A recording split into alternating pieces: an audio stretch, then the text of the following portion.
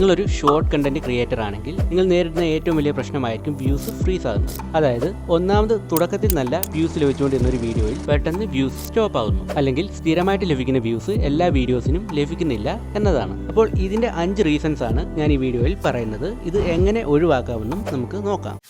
YouTube shorts നമ്മൾ upload ചെയ്ത് കഴിയുമ്പോൾ യൂട്യൂബ് അൽഗോരിതത്തിന് നേരെ ഓഡിയൻസിലേക്ക് ഷോർട്ട് ഫീഡിലൂടെ റെക്കമെൻഡ് ചെയ്യും. ഇത് നമ്മുടെ സബ്സ്ക്രൈബേഴ്സിലേക്കും നോൺ സബ്സ്ക്രൈബേഴ്സിലേക്കുമായിരിക്കും റെക്കമെൻഡ് ചെയ്യുന്നത്. ഓഡിയൻസ് ഈ വീഡിയോ ഓപ്പൺ ചെയ്ത ശേഷം പെട്ടെന്ന് തന്നെ സ്വൈപ്പ് ചെയ്യുകയാണെങ്കിൽ യൂട്യൂബ് ഇംപ്രഷൻ കുറയും. അപ്പോൾ ഇത്തരത്തിൽ സ്വൈപ്പ് പെർസെൻറ്റേജ് കൂടുകയാണെങ്കിൽ വ്യൂസ് സ്റ്റോപ്പ് ആവുകയും ഫ്രീസ് ആവുകയും ചെയ്യും. ഇത് ഒഴിവാക്കാനായിട്ട് നമ്മുടെ ഷോർട്ട് വീഡിയോയിൽ നല്ല ഇൻട്രോ ഉൾപ്പെടുത്താം. ഫസ്റ്റ് 3 സെക്കൻഡ് തന്നെ ഓഡിയൻസിനെ ആ വീഡിയോയിലേക്ക് ഹുക്ക് ചെയ്യുക. ഇതിനായിട്ട് ഡയറക്റ്റ് വീഡിയോയിലേക്ക് നമുക്ക് കടക്കാം. അനാവശ്യമായ ഇൻട്രോകൾ ഒഴിവാക്കുക. യൂട്യൂബ് ഷോർട്സ് അൽഗോരിതത്തിൽ വീഡിയോ അപ്ലോഡ് ചെയ്യുന്ന ടൈമിന് വളരെ പ്രാധാന്യമുണ്ട്. ഓരോരുത്തരുടെയും വീഡിയോ കാറ്റഗറിയും ഓഡിയൻസും ഒക്കെ അനുസരിച്ചാണ് അപ്ലോഡ് ചെയ്യുന്ന ടൈം തീരുമാനിക്കേണ്ടത്. ഇങ്ങനെ നമ്മുടെ ചാനലിലെ ബെസ്റ്റ് അപ്ലോഡിംഗ് ടൈം കണ്ടുപിടിച്ച ശേഷം ആ ഒരു ടൈമിൽ തന്നെ വീഡിയോ തുടർന്നും അപ്ലോഡ് ചെയ്യുക. ഇങ്ങനെ ചെയ്യുന്നതിലൂടെ സ്ഥിരമായിട്ടുള്ള ഓഡിയൻസിലേക്ക് നമ്മുടെ വീഡിയോ റെക്കമെൻഡ് ചെയ്യുകയും സ്ഥിരമായിട്ട് വ്യൂസ് കിട്ടുകയും ചെയ്യും. പക്ഷേ നമ്മൾ അപ്ലോഡിംഗ് ടൈം ചേഞ്ച് ചെയ്യുന്നതിലൂടെ അല്ലെങ്കിൽ പല സമയത്ത് വീഡിയോ അപ്ലോഡ് ചെയ്യുന്നതിലൂടെ വ്യൂസ് കുറയുകയും ചെയ്യും. അതിനാൽ ഒരേ സമയത്ത് തന്നെ വീഡിയോ അപ്ലോഡ് ചെയ്യാൻ ശ്രമിക്കുക.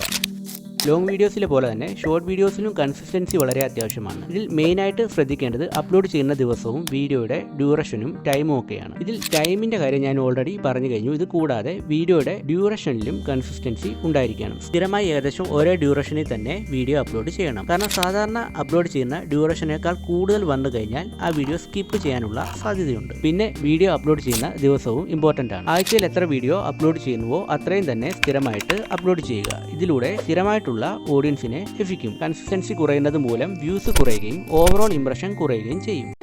ഷോർട്സിൽ വ്യൂസ് സ്റ്റോപ്പ് ആകുന്നതിന്റെ മറ്റൊരു കാരണം ഓഡിയൻസ് റിട്ടൻഷൻ കുറയുന്നതാണ്. ഓൾറെഡി ഷോർട്ട് വീഡിയോയിൽ ഏകദേശം 1 മിനിറ്റ് ഡ്യൂറേഷനേ ഉള്ളൂ. അതുകൊണ്ട് തന്നെ ലോങ് വീഡിയോയേക്കാൾ കൂടുതൽ ഓഡിയൻസ് റിട്ടൻഷൻ ഷോർട്ട് വീഡിയോസിന് വേണം. 15 സെക്കൻഡിന് താഴെ ഡ്യൂറേഷനുള്ള വീഡിയോയ്ക്ക് 100ന് മുകളിൽ ഓഡിയൻസ് റിട്ടൻഷൻ ഉണ്ടായിരിക്കണം. 25 സെക്കൻഡിന് മുകളിലുള്ള വീഡിയോസിന് 80ന് മുകളിൽ ഓഡിയൻസ് റിട്ടൻഷൻ ഉണ്ടായിരിക്കണം. ഈ രീതിയിലല്ലാതെ ഓഡിയൻസ് റിട്ടൻഷൻ നല്ല രീതിയിൽ കുറയുമ്പോൾ വ്യൂസ് അവിടെ സ്റ്റോപ്പ് ആവുകയും ചെയ്യും.